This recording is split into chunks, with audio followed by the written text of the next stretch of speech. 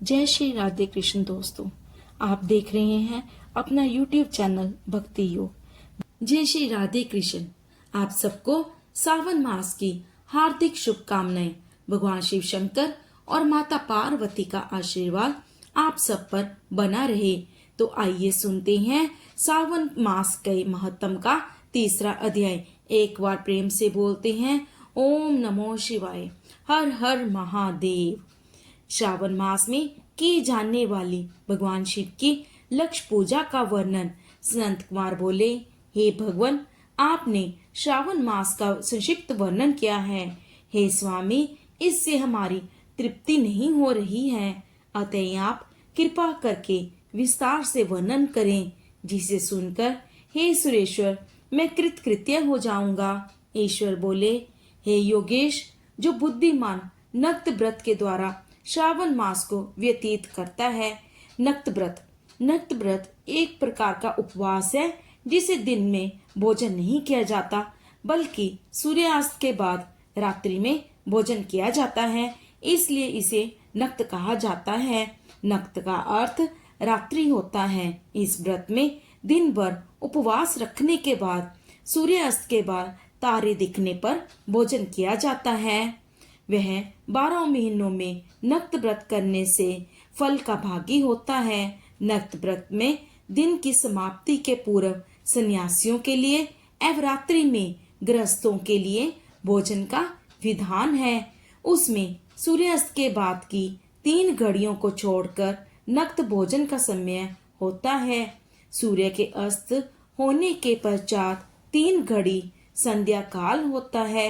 संध्या बेला में आहार, मैथुन, निंद्रा और चौथा स्वाध्याय, इन चारों कर्मों का त्याग कर देना चाहिए। गृहस्थ और यति के भेद से उनकी व्यवस्था के विषय में मुझसे सुनिए। यति एक घृणित या हिम मानव को भी कहा जाता है। सूर्य के मंद पड़ जाने पर जब अपनी छाया अपने शरीर से दुगनी हो जाए, उस समय के भोजन को यति के लिए नक्त भोजन कहा गया है। रात्रि भोजन उनके लिए नक्त भोजन नहीं होता है। तारों के दृष्टिगत होने पर विद्वानों ने गृहस्थ के लिए नक्त कहा है। यति के लिए दिन के 8वें भाग के शेष रहने पर भोजन का विधान है। उसके लिए रात्रि में भोजन का निषेध किया गया है। गृहस्थ को चाहिए कि वह विधि पूर्वक रात्रि में नक्त भोजन करे और यति, विधवा तथा विदुर व्यक्ति सूर्य के रहते नक्त व्रत करे। विदुर व्यक्ति यदि पुत्रवान हो तब उसे भी रात्रि में ही नक्त व्रत करना चाहिए। अनाश्रमी हो अथवा आश्रमी हो अथवा पत्नी रहित हो अथवा पुत्रवान हो, उन्हें रात्रि में नक्त व्रत करना चाहिए। इस प्रकार बुद्धिमान मनुष्य को अपने अधिकार के अनुसार नक्त व्रत करना चाहिए। इस मास में नक्त व्रत करने वाला व्यक्ति परम गति को प्राप्त होता है। मैं प्रातः काल स्नान करूंगा, ब्रह्मचार्य व्रत का पालन करूंगा, नक्त भोजन करूंगा, पृथ्वी पर सोऊंगा और प्राणियों पर दया करूंगा। हे देव, इस व्रत को आरंभ करने पर यदि मैं मर जाऊं तो हे जगतपते, आपकी कृपा से मेरा व्रत पूर्ण हो। ऐसा संकल्प करके बुद्धिमान व्यक्ति को श्रावण मास में प्रतिदिन नक्त व्रत करना चाहिए। इस प्रकार नक्त व्रत करने वाला मुझे अत्यंत प्रिय होता है। ब्राह्मण के द्वारा अथवा स्वयं ही अतिरुद्ध, महारुद्ध अथवा रुद्र मंत्र से महीने भर प्रतिदिन अभिषेक करना चाहिए। हे वत्स, मैं उस व्यक्ति पर प्रसन्न हो जाता हूँ, क्योंकि मैं जल धारा से अत्यंत प्रीति रखने वाला हूँ, अथवा रुद्र मंत्र के द्वारा मेरे लिए अत्यंत प्रीतिकर होम प्रतिदिन करना चाहिए। अपने लिए जो भी भोज्य पदार्थ अथवा सुखोभोग की वस्तुएं अति प्रिय हो, संकल्प करके उन्हें श्रेष्ठ ब्राह्मण को प्रदान करके 6 महीने भर उन पदार्थों का त्याग करना चाहिए। हे मुने, अब इसके बाद उत्तम लक्ष्य पूजा विधि को सुनिए। लक्ष्मी चाहने वाले अथवा शांति की इच्छा अथवा मनुष्यों को लक्ष्य बिलपत्रों या लक्ष्य दुर्वादलों से शिव की पूजा करनी चाहिए। आयु की कामना करने वाले को चंपा के लक्ष्य पुष्पों तथा विद्या चाहने वाले व्यक्ति को मल्लिका या चमेली के लक्ष्य पुष्पों से श्री हरिहर की पूजा करनी चाहिए। शिव तथा विष्णु की प्रसन्नता तुलसी के दलों से सिद्ध होती है। पुत्र की कामना करने वाले को कटेरी के दलों से शिव तथा पूजन करना चाहिए। बुरे स्वप्न की शांति के लिए धान्य से पूजन करना प्रशस्त होता है। देव के समक्ष निर्मित किए गए रंग बलि आदि से विभिन्न रंगों से रचित पद, स्वास्तिक और चक्र आदि से प्रभु की पूजा करनी चाहिए। इस प्रकार सभी मनोरथों की सिद्धि के लिए सभी प्रकार के पुष्पों से यदि मनुष्य लक्ष्य पूजा करे तो शिव जी प्रसन्न होंगे।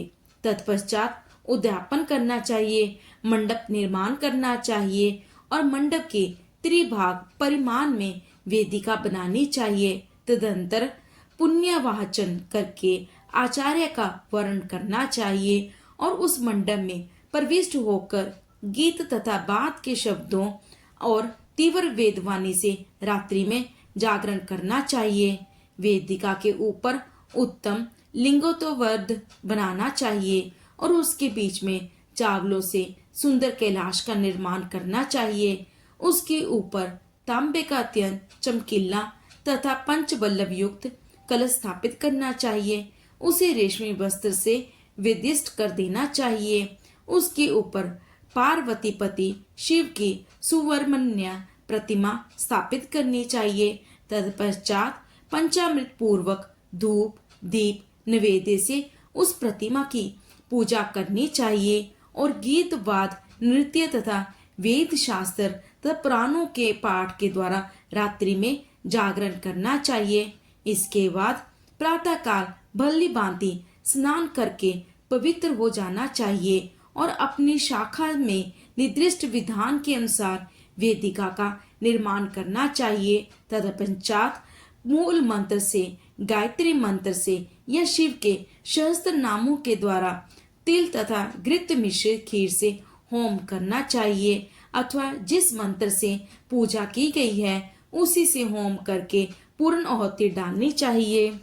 इसके बाद वस्त्र, अलंकार तथा भूषणों से बलि भांति आचार्य का पूजन करना चाहिए। तत्पश्चात अन्य ब्राह्मणों का पूजन करना चाहिए और उन्हें दक्षिणा देनी चाहिए।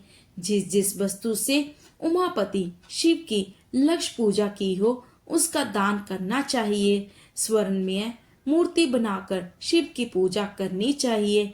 यदि दीप कर्म किया हो तो उस दीपक का दान करना चाहिए।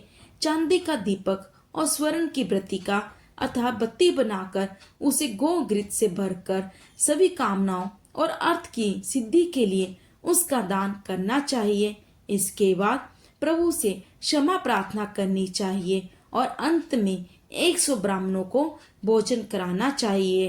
हे मुने, जो व्यक्ति इस प्रकार पूजा करता है मैं उस पर प्रसन्न होता हूँ।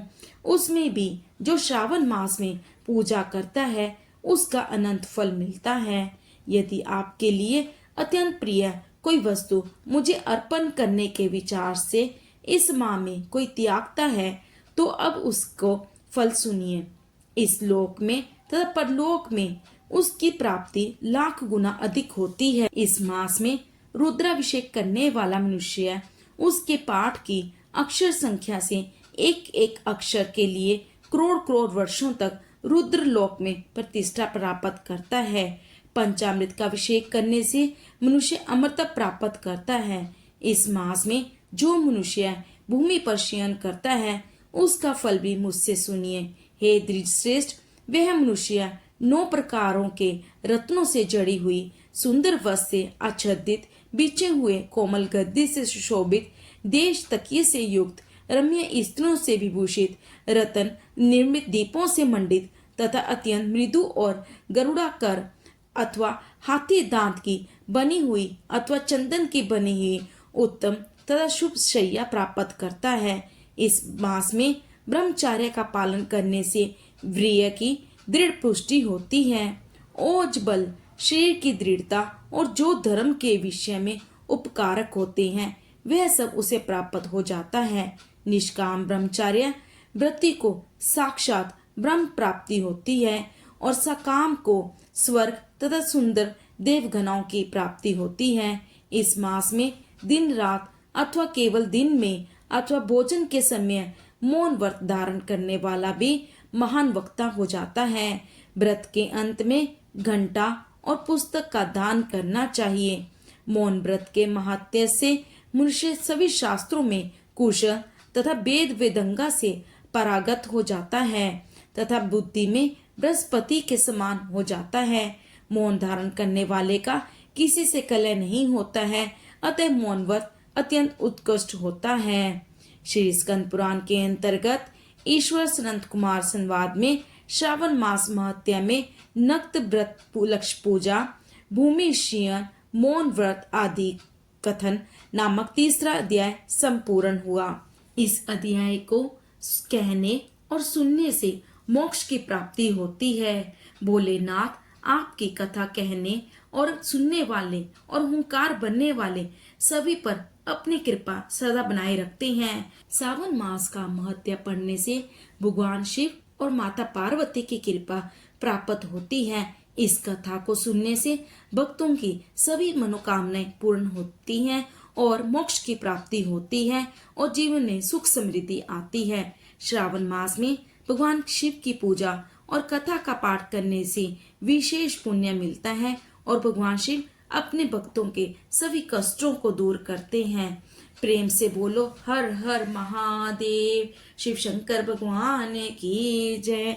माता पार्वती की जय। धन्यवाद। आपका दिन मंगलमय हो।